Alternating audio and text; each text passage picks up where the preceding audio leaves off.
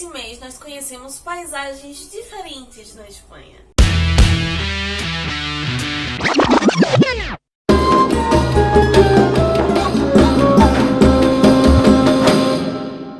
E temos para hoje Sanchos e Dulcinéias. Esse mês nós lemos dos capítulos 21 ao 25 do Dom Quixote. Vai entrar em mais rincões, em lugares mais distintos. Nós vamos começar a ver cenários, paisagens, biomas inclusive diferentes ali na região da Mancha. Um dos episódios mais engraçados dessa primeira parte é o momento em que ele vai encontrar o elmo de Mambrino, ou seria melhor, a parte do elmo. Nós vamos ter uma relação muito interessante entre histórias. Sempre as histórias do Quixote são histórias magníficas, de cavaleiros, com muita pompa, com ideais muito grandes, muito valorosos. Enquanto que o Sancho Panza tá sempre na ideia dos ditados, em histórias que se contam, ou que fulaninho que disse a fulaninho, que eu não lembro bem o nome do personagem, ou como estas mesmo desse capítulo que não termina, né? O Sancho conclui a história sem fim algum. De certo modo, dá pra se brincar agora não, mas eu acredito que lá na frente, por recordações de leituras anteriores, ele vai trabalhar mais essa ideia das histórias e até pra criticar e brincar um pouco com a ideia dos gêneros, dos novos gêneros literários que estavam surgindo naquele período. E agora aparece um personagem muito interessante, que é o Ginés de Pasamonte. Esse momento é que se começam as grandes declarações de talvez um dos principais, ou se não o principal e mais falado, mais exaltado tema que o Quixote em si, o personagem, vai trabalhar em todo o livro, que é a liberdade. Quando ele encontra os forçados, talvez seja o seu grande primeiro tratado, mas no decorrer de toda a obra isso vai se ampliando. Vai mostrar como o conceito de liberdade, de ser livre, ele acaba causando conflitos de acordo com a visão diferente das pessoas. Enquanto o Quixote ele acredita que aqueles homens não deveriam ser levados a trabalhos forçados porque nenhum ser humano deveria, enquanto o Sancho, sabendo muito bem, né, que pertencem ao rei e tudo mais, entendendo o processo de justiça daquela época, talvez levante questionamentos como a diferença entre liberdade, libertinagem, de direitos, né? E isso acaba permeando toda a obra, porque aqui ele tá falando mais diretamente, que ele está falando de forçados, de prisioneiros, mas todos os seres humanos que o Quixote ele vai encontrando é sempre em liberdade de algo, né? O Andrés, que nós conversamos, era a liberdade de um senhorio ali que o violentava, a liberdade das mulheres, que nós vamos ter posteriormente, a liberdade da Marcela, que nós vimos, né, de não ser forçada a casar com quem a queira, mas sempre a liberdade vai estar atrelada ao Quixote das mais diversas maneiras. Até o capítulo 22. Do 23 pra frente é a entrada do Quixote na Sierra Morena, que é uma região lindíssima, até então um pouco mais seca. A gente agora entra em bosques, em matas mais fechadas, em montanhas verdes. Todos os episódios que nós vamos ler no próximo mês estão se desenvolvendo aqui nessa região da Sierra Morena. E entra o nosso Gardênio. E nós vamos descobrir nesse inteirinho a história de amor, a primeira novela dentro da novela no Quixote. Aqui temos diversas novelas mescladas, um palimpsesto, de certa forma. A história desdita desse Gardênio, que é apaixonado pela Lucinda, mas o Dom Fernando acaba se apaixonando por ela também.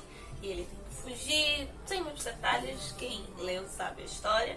Mas uma coisa interessante nessa narração é que o Gardênio ele tá contando essa história pro Sancho e pro Quixote, e a gente espera que no 24 essa história continue. E não acontece. Eles têm outros episódios ainda ali com o Gardênio, mas a narração dele se fecha. Depois ela irá aparecer, mas não fica 100% claro, porque a Doroteia está chegando. Isso mostra muito do desenvolvimento da literatura, da tradição oral no período medieval, que era para uma população que não sabia ler, né? Uma população analfabeta. Então, histórias interessantes, histórias que cativavam, histórias que prendessem, para que o seu ouvinte ficasse aqui com o narrador e quisesse saber mais e esperar o tempo que fosse para encontrar o desfecho daquela história. Não é à toa que o Don Quixote ele é um best-seller no seu período mesmo. Agora a narração é um pouco mais prosaica. Tem essa diferença também. Sempre são os personagens agora que estão falando e não o Quixote. Então aquela narração muito poética do Quixote acaba se perdendo E por mais que o Gardênio e esses personagens daqui eles sofram de amores e contem suas histórias, eles também são um pouquinho mais objetivos, ou talvez menos prolixos que o Quixote. O Gardênio ele é muito interessante por outro ponto. Ele vai ser o contraponto para o desequilíbrio mental do Quixote. Ele tá ali apaixonado e ele começa a contar, a falar da sua amada, contar suas desditas e acaba falando de uma tal de Rainha Madásima, né? E questiona sobre a honra dessa mulher, que é ficcional, mas o Quixote se encoleriza com ele. Desequilíbrio mútuo ali de duas pessoas totalmente sem sanidade.